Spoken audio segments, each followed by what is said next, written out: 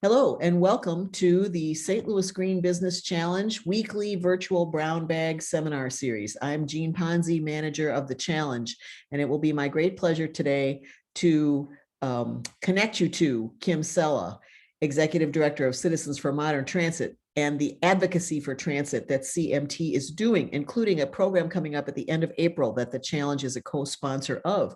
First, we always like to acknowledge the sponsors of the challenge. Graybar Electrical, presenting sponsor of this program throughout its 12-year lifespan. Thank you so much, Graybar, for the staunch and generous support you provide for the Green Business Challenge for all of our work in sustainability in business. Thanks to our sustaining sponsors, Ameren Missouri, Ride Finders with us here today, and Citizens for Modern Transit, who is also our presenter. Green Cities Challenge work is supported by the combined Missouri and Illinois St. Louis Metro chapters of the American Planning Association, 1STL, our regional sustainability plan, and Madison County, Illinois, supporting the participation of communities within their service area. Anything having to do with recycling or waste minimization is supported by the St. Louis Jefferson Solid Waste Management District and the Missouri Department of Natural Resources. Join the challenge. It's the 12th year of the program. You can register online. We'll be happy to send you an invoice.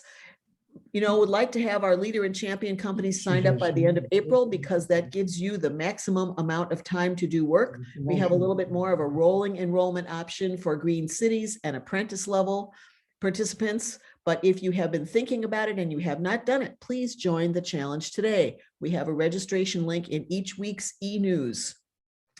Key dates coming up. We would like to have the registration in for leader and champion companies by the end of April. Again, this gives you the maximum amount of time to do the work that you elect to undertake in the challenge in 2021. It's not a hard and fast cutoff date. And for leader companies, we would like to have your baseline scorecard sent to us, calculated by you, and sent to us by April 30th. Just zip through that and get a quick baseline. A modest baseline is part of the pathway to a most points gained award of merit. On May 7th, we will have a second edition of a training workshop and a discussion, peer-to-peer discussion workshop for Green Cities participants. Had one last Friday. It was very productive, very informative.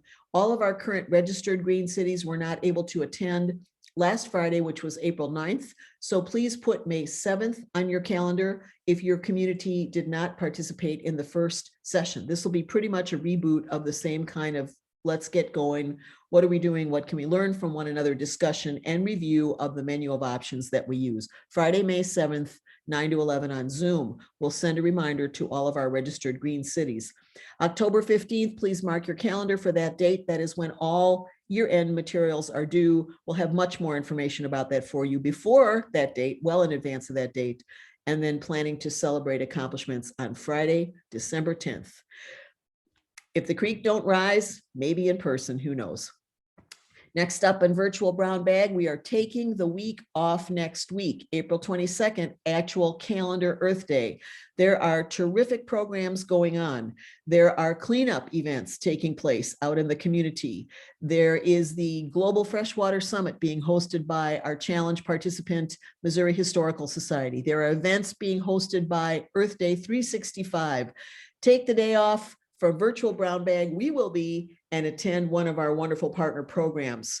April 29th, we'll be back on Thursday from noon to 12:30 with an update on Grow Solar, the residential solar incentive program that is supporting investment in renewable energy on the St. Louis and the Metro East side of our St. Louis region. And then on May 6th, we will welcome MTM Inc., company that joined the challenge last year, will be giving a presentation on their program, Travel Training, which grows access to transit and sustainability in transit policy. So looking forward to hearing from and presenting the work of MTM Inc. Very happy to entertain your proposals for a virtual brown bag presentation. They take place Thursdays, 12 to 12:30. Kim Cella, Executive Director of Citizens for Modern Transit, is one of my green heroines. She is such a tireless and resourceful and articulate and coalition building advocate for transit in our region, not necessarily always an easy job. And she's wearing a t-shirt from the one time that I participated in their annual event, the Great Race. I was in team carpool and we came in dead last, but I still had really fun doing that, Kim. So I'm going to stop my share here and bring up your presentation. Whoops, got to go back to the, hang That's on a okay. second. Go back to my desktop. I'm glad you remembered. Get it I up. was going to say, you can put that picture back in the vault. It's a great picture, Kim. That is an excellent photo of you. And they were cool t-shirts. I still have it. Okay, Kim Cella, Citizens for Modern Transit. Thank you for supporting the Green Business Challenge. Thanks for being with us today. Folks, type your questions in the chat. We will have time for questions toward the end of the program, and I hope that you will have some for Kim, because this is a chance to talk to the boss of advocating for transit. Thank you, Jean, so much. And I have to say, it's actually been my honor and pleasure to work with Jean for, I think, Jean, more than 2 decades on sustainability and public transit. So thank you for having me today. I'm really excited to have an opportunity to speak with the participants of the Green Business Challenge. And at any time, please jump in and feel free to ask me a question. So Jean wanted me to give a little bit of background about Citizens for Modern Transit. If you're not familiar with us, we are the region's transit advocacy organization. We were formed in 1985 to bring light rail to St. Louis. Since that time, we have 46 miles and 38 stations, Metrolink stations across Missouri and Illinois. But we have also expanded our work under our mission. We are not the owners or the operators of the transit system. That is by state development, Metro Transit. But we do champion, challenge, encourage, and advocate for public transit in an effort to really drive opportunities for this region and connect people to healthcare, to employment, to jobs, to education, whatever they might need public transit for. And when we talk about public transit at CMT, we talk about much more than just that ride from point A to point B. There's a whole other host of benefits that come with supporting a public transit system in your region, whether you ride it or not. Jean, do you want to move forward? Yeah. Thank you. So Citizens for Modern Transit is a membership-based organization. So we have members ranging from large corporations, Emerson Electric, AARP in St. Louis, down to our individual members. We also have participants of CMT that fall into some of our programming. We offer the Guaranteed Ride Home program for transit riders. We offer the Try and Ride program. Through our membership in our program, we represent more than 22,000 individuals and organizational constituents to help move transit forward in the region. So when I thought about this presentation, I just wanted to give a little bit of background on some of the things that CMT has accomplished over the years before we jump into where we are today and what programs are available for employers in St. Louis. In the last year and a half, we've actually dipped our toes into some permanent placemaking around transit, and I'll have some images for you in a little bit. But we launched and unveiled our first pilot project in Maplewood last summer in the middle of a pandemic, and it opened to, while no one was on site, rave reviews, and transit riders love it. But also the city of Maplewood was very happy with the project and is considering looking at this for other bus stops in their area. In the past year during the pandemic, we have been working and advocating for federal funding for public transit. The pandemic really underscored the essentialness of public transit in this region. The system continued to work while many of us were at home, hunkered down, and people who had to get to their essential jobs, whether that's healthcare or grocery store workers or janitors, transit was there and they delivered. And we're very happy to report that over the last year, there were 3 relief bills, and in those, there was more than $600 million for public transit providers in the state of Missouri. There are 34 providers in the state of Missouri, and these COVID relief funding bills delivered more than $600 million. CMT in its history has worked on referendums for public transit. We've seen numerous passages of general sales tax in the St. Louis area alone for public transit, and that plays a large role in what allows bi-state metro transit to deliver service in the St. Louis area. We sponsored an economic impact study for St. Louis and the state of Missouri in 2019. What we found over the years is we used a lot of national statistics, but no one had ever said, hey, we really need to know the economic impact of public transit in the state of Missouri as well as the region, because it really is an uphill battle with regards to Missouri funding for public transit. So we delivered that study at the end of 2019. We've led feasibility studies. That newer station at Cortex, it's not brand new anymore, but it's newer. And we would say it's one of the highlights of the system. We actually led the feasibility study that laid the groundwork for the Cortex Metrolink station in St. Louis. We also do a lot of programming in order to promote ridership on our system, and also to build grassroots support and ridership on the system. We launched a program called the 10-Toe Express program in 2007.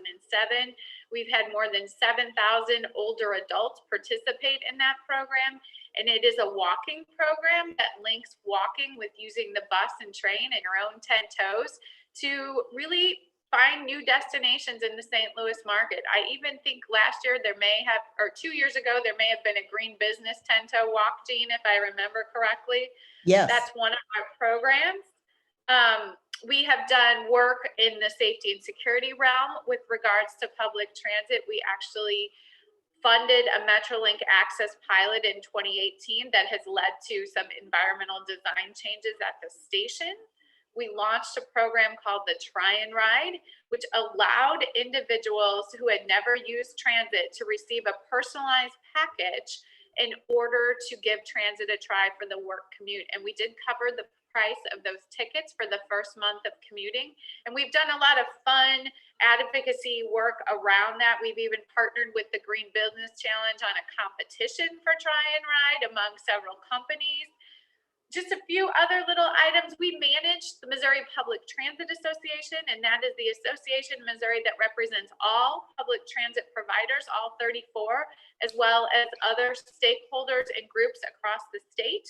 And we have expanded our work into Illinois with a partnership with the St. Clair County Transit District. Jean, if you'll move us forward, that'd be great. So Jean asked me to talk a little bit about what we're doing today. So there is really a lot going on with public transit in the St. Louis region right now. There is an actual Illinois light rail expansion project underway. It is a $96 million project. It's 5.5-mile light rail expansion running from the Shiloh-Scott Transit Center, which is the last stop on the Illinois side right now, to Mid-America St. Louis Airport in Mascoutah, Illinois. It will serve passengers from Missouri and Illinois, but it will also provide access to Illinois State Police, the Boeing St. Clair area offices over there, and National Guard and North Bay Produce and others. So that's a really exciting program. That will be the first addition to the light rail system since the opening of Cortex, and prior to that was the Cross County alignment, which runs from Forest Park south to Shrewsbury. There is a study that is underway called the North Side South Side study. It is literally just starting. This will be a study that looks at the corridor that runs north-south out of downtown St. Louis. In 2019, there was an initial study that identified the 8.3-mile rail segment, which would operate between Grand Boulevard and along the north side, and 9th and 10th Streets downtown to Chippewa Street on the south side. So this study is just starting. There was a large funding gap for capital in the last study, and this study will look at funding mechanisms to fill that gap, as well as possible new technologies as we move forward. Also, the transit agency is currently looking at community mobility hubs. And those will be major on-street transfer points where you will see a lot of bus transfer activity to improve safety and accessibility and really create some more welcoming experiences. We hear from our members and riders all the time that they'd like to see better seating, better shelter, better lighting. You know, what about Wi-Fi? Can we get Wi-Fi at a station or on a bus, as well as some green infrastructure? So that's all being accounted for in the work that is now going on at the transit agency. And Jean, if you want to move forward, that's also something that we have been considering. One of our latest programs that we've launched, and I touched on it a little bit, is really taking our advocacy to action. And that's our permanent placemaking program. We opened our first bus stop last year in Maplewood. We have a second one underway right now. If you'll move forward one, Jean, I'll talk a little bit about Maplewood. So we initiated the Maplewood project in early 2019, and our partners on the ground were AARP in St. Louis, the city of Maplewood, and Citizens National Bank. They actually owned the parklet in Maplewood at the corner of Manchester and Marshall, if any of you have ever been by there. When we got there, the picture at the top on the left is an example of what it looked like. So it was an old bus shelter that you could no longer see through because the glass was broken. There were really no amenities for transit riders, and no one used the bus shelter or the surrounding parklet very much. And the landowner, Citizens National Bank, was, initially was like, what are you guys doing? I don't know that we want to get on board with this. And so after several conversations, they agreed to work with us, and we spent about 6 months doing community engagement in the city of Maplewood, and that included local business owners, transit riders who use that stop, elementary school students in Maplewood to find out what they would like to see, Citizens National Bank, their leadership, as well as leadership at the city. What we found is that this was a key public space in downtown Maplewood, and residents and stakeholders alike wanted to make sure that it represented the front door to Maplewood, the front porch of Maplewood. And you'll see some of that reflected in our final design, or if you've ever stopped by. One idea was swings. While we couldn't take it that far, in those bus shelters is no longer a simple bench. It is gliders in both of those bus shelters. It's also ADA accessible to allow room for anyone who may be in a wheelchair or a stroller. There is color, there is activity, there is new lighting, and there is signage that helps people identify with where they are. But most of all, what we found is this space is now being used by residents and riders alike, and it has become much more part of the fabric of the community in Maplewood. And that's what we'd like to see with all of these permanent placemaking projects that we take on. So I don't know if there's any questions about any of those. Our next stop on our permanent placemaking initiative is in East St. Louis, and we're literally in the middle of this program right now. We initiated this project in January of 2021, and we chose the Emerson Park Station for several reasons. One of our partners on the ground is the St. Clair County Transit District, and they manage transit on the Illinois side of the metro system. And Metro Transit is one of our partners on this. So they own this property. So we knew the landowner. So that made the selection just a tad bit easier.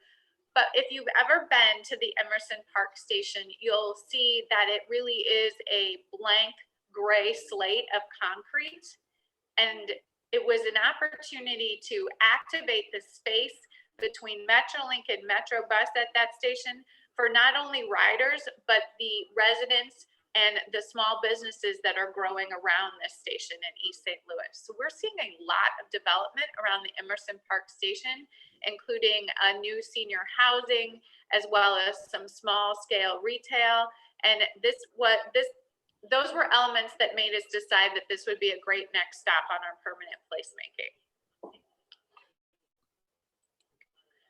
So we recently unveiled 2 of our design concepts. after very much community engagement, including surveys and reaching out to elected officials and meeting with residents and meeting with riders at the station. We did some socially distanced events at the station as well as in the residential housing developments around this. And our design team came up with 2 design options. The first one is very fun, colorful, has a lot to do with play. If you look closely, you'll notice that there is a maze on the ground. And our design 2 option really was a nod to the history of music and the development of jazz in East St. Louis. And so right now, we're working on the final concept. And if you follow us on social media, we are on Facebook, we're on Twitter, we're on Instagram. We'll be releasing the final design next week. And then we will begin construction and hope to have our second final project open by mid to late summer. So that's just a little bit of a look of our permanent placemaking. We also have what's called the CMT lecture series. And this is part of our education and advocacy for not only our members, but stakeholders in the general public. Our next event is on April 29th, and we are presenting this in partnership with the Green Business Challenge and the APA. We are going to do a panel discussion that looks at, can the bus drive development? As Citizens for Modern Transit, we've done numerous programs throughout the years on how Metrolink can be a catalyst for economic development and development in general. And so this time we're going to change that conversation a little bit, and we've brought in some developers who will be on our panel who have actually developed along a bus line. When you have a conversation about public transit, lots of times the conversation about development centers around the fact that Metrolink is infrastructure. So where the light rail system goes right now, that's the right of way that it's probably going to stay on for years to come. We're not going to move that a block here or a block there, which is sometimes what you see when you hear about planning of bus systems. You know, when you have a service change, a bus may move 1 or 2 blocks over. What we're seeing in recent years is that high capacity transit routes via buses can truly serve as development, as catalysts for development as well. And so this is the conversation we're going to be having on April 29th. It is open to anyone. So if any of you are interested, we hope that you'll consider attending. You can register through the CMT website at cmt-stl.org. And Jean, I don't know if you want to weigh in here about why this panel was of interest to the Green Business Challenge as well. Sure, Kim, I'm very happy to do that. First of all, this panel will take place at 8:30 in the morning. April 29th is a Thursday, so we will be having virtual brown bag that day from noon to 12:30. That's not a time conflict. I just feel so strongly, and our challenge team feels strongly, that transit is a critical piece of the functionality of sustainability for our regional economy, right in there with you, Kim. And I'm so very appreciative of the diverse and expert and persistent advocacy that CMT is doing and that you are leading. And this was particularly interesting to me because it's focused on Grand Boulevard, and the streetscape on Grand already has been transformed by rainscaping features. So there's an ecological element on Grand. There are some gathering places that have been added in on Grand. And my understanding from conversations with Rachel Witt, who's one of your panelists, head of the Community Improvement District on Grand, is that the business owners on Grand have really appreciated these amenities. And Grand, major north-south throughway. So looking at the intersection between transit, that day-to-day operation of getting around greener, and how development decisions are made, and how the value of investment can be better correlated to the value of our transit system. I just think it's a very, very excellent question to ask, and very cleverly asked, by the way, Kim Cella. You probably never get tired of having driving puns in your lexicon. But I think it'll be really a productive discussion. You've got some major players in the development and the engineering world there. Bill Odell, who's been a leader in energy engineering and code development for a long time. And Rachel, outstanding spokesperson for the business district that she represents there. I think it's going to be a great program. And the previous programs that CMT has had this year that I have attended have been really substantial and very informative to me as a general sustainability advocate. So I hope we'll have a good turnout from our challenge companies. We have the link to register for this seminar in our e-news, and we will be running that in the next 2 editions of the e-news up until you'll have plenty of time to register before the 29th. Thank you, Jane. So I only have one more slide for your group today. I just wanted to quickly go over some of the programs that we have available for employers in the St. Louis region. We do offer the Try and Ride program. We can help get your employees on public transit if that's something you're interested in. We offer the Guaranteed Ride Home, which is that emergency ride home for employees who may be taking transit, bike, or ride to work. And I know that this may become more important. Some of you may still be working from home, and these may become more relevant programs as your office heads back to work. We do have the 10-Toe Express program, which I just touched on a little bit. It is a walking program. We are happy to do lunch and learns at employer sites. If you want us to send in a volunteer walk leader to help your employees learn how to use public transit over that lunch hour, if you are located anywhere near the public transit, we are happy to do that. We also are working with several companies in the St. Louis market on workforce development programs. So there's a lot of reskilling of the workforce that's being considered right now, new training as people return to work or find that they need to move into a different line of work. And we're working with groups like Cyber Up and St. Louis Community Colleges on providing access to those workforce development training programs. And the other thing that we do offer, and businesses may need this information, is economic impact studies of public transit. How does that impact your bottom line, or what are ways that you can get involved? So that's just a quick synopsis. If you spent a day at CMT, we're doing a lot of things, and they fall into a lot of different umbrellas, whether it's advocacy. Right now we're working on conceal and carry on transit in opposition of that. That's a big topic at the state level. We're looking at state support and funding for public transit in Missouri. We're working to build ridership in Illinois as people begin to leave their homes and go back to work. And we're initiating some micro transit programs over there with the St. Clair County Transit District. So there really is a lot going on with public transit in the St. Louis region. And I just wanted to make sure I leave some time at the end if there are any questions, Jean. Thank you, Kim. Thank you very much. Do I see anything in the chat? Let me just check. I didn't see anything pop up. No questions at this point from our attendees. Please pop them into the chat if you have them. I put them to sleep.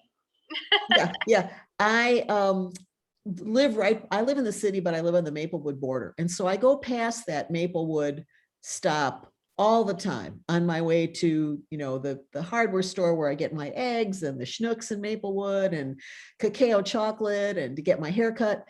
And that corner, that little parklet, as you described it, that was a place, there used to be a little bit there, but not really very much. There were kind of like some triangular shaped planters.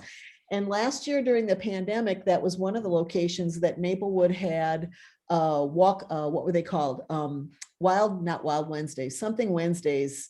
Late in the afternoon, you could walk around Maplewood and there'd be live music in a couple of different locations that you could hear and also stay away from.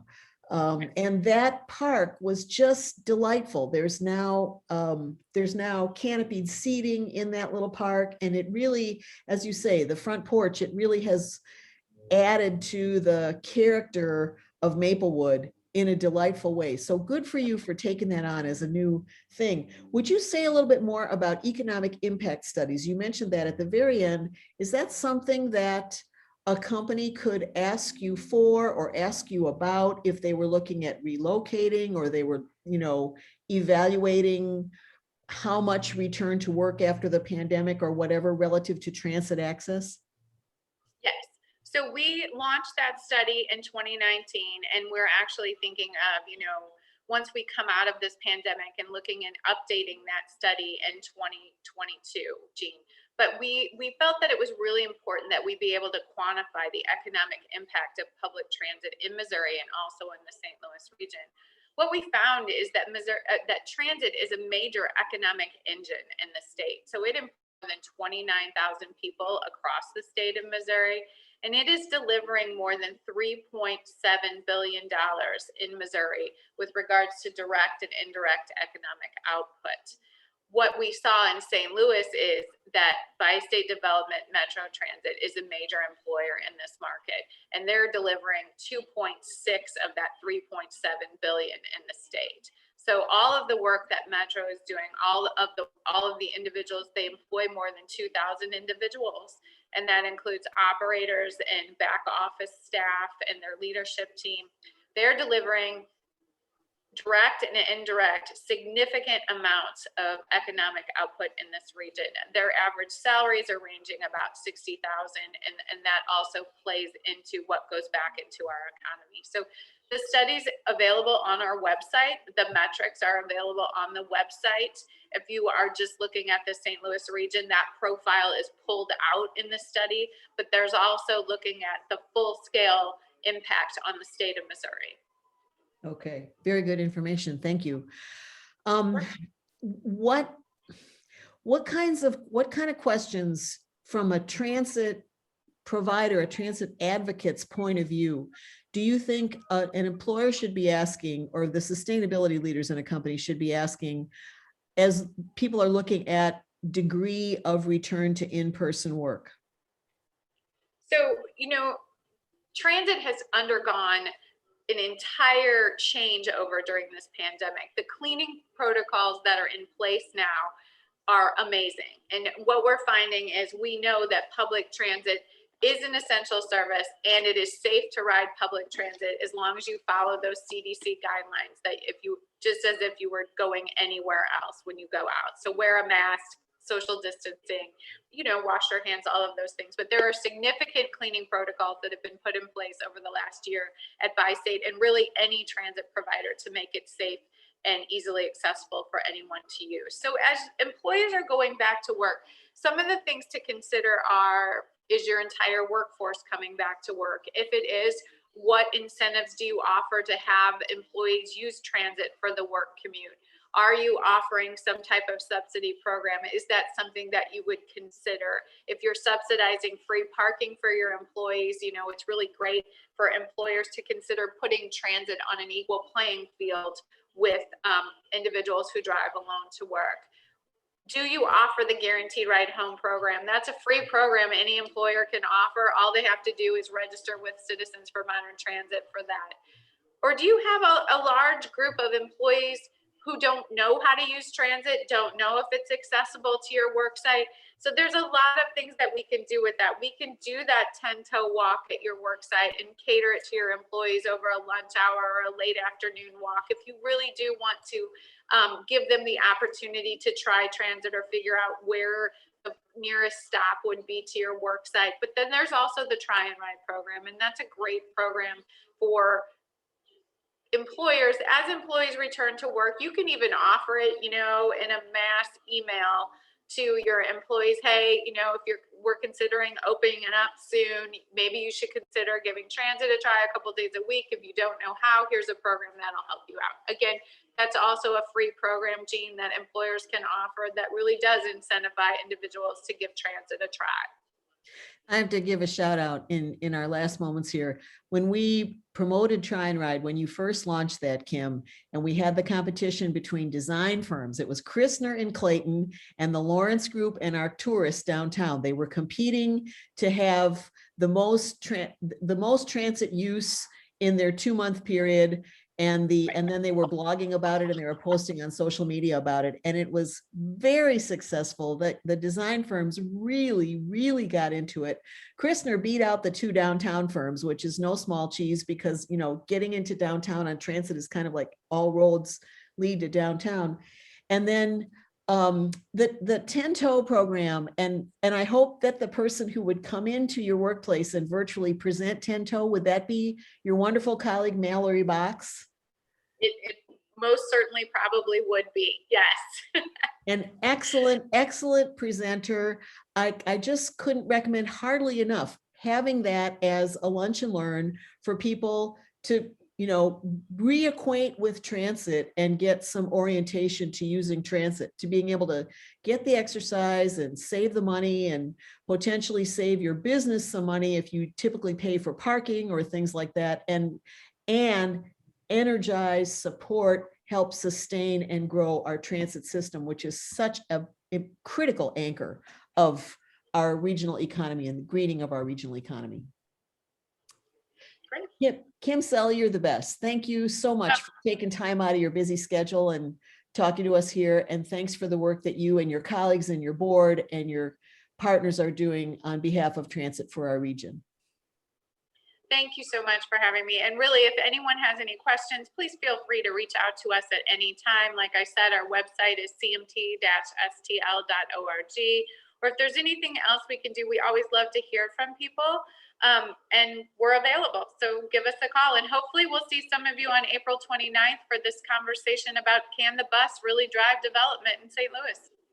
I think it's going to be a very substantial conversation. This is why the challenge is promoting it, because it's the kind of thing that we should be getting behind. And it's the kind of like, you know, let's look at the potentials for collaboration here. How can we better configure the things that we are already doing so that they work together for multiplied levels of improvement? For sure. And Jean, you're a great leader on that. So thank you very much. My pleasure. Thanks again to our folks with APA Advocacy Committee. Kim Cella, Executive Director of Citizens for Modern Transit. Happy Earth Day to you. Happy Earth Day, everyone. Thank you. Happy Earth Day to everyone who is viewing and who is viewing this in retrospect in a recorded edition.